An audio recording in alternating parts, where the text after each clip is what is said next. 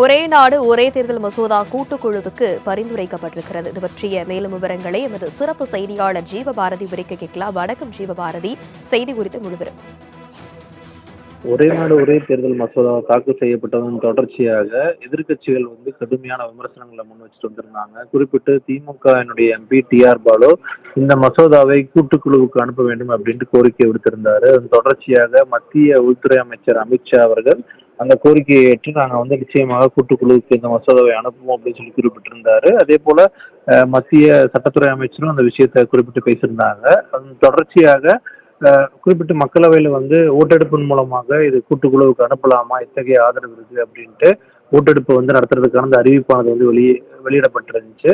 அதன் தொடர்ச்சியாக நடைபெற்ற அந்த வாக்கெடுப்பில் கிட்டத்தட்ட 220 பேர் கூட்டுக்குழுவுக்கு அனுப்பணும் அப்படிங்கிற அந்த ஒரு வாக்குகளை செலுத்தியிருக்காங்க. வேண்டாம் அப்படின்ட்டு கிட்டத்தட்ட 149 பேர் தங்களுடைய வாக்குகள் மூலமாக அந்த எதிர்ப்பு பதிவு பண்ணியிருக்காங்க. அதன் தொடர்ச்சியாக இந்த மசோதாவானது தற்போது இந்த கூட்டுக்குழுவுக்கு அனுப்பப்பட இருக்கு.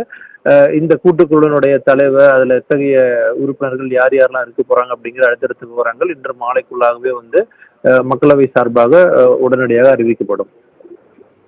கூடுதல் விவரங்களை வழங்கியமைக்கு நன்றி ஜீவபாரதி.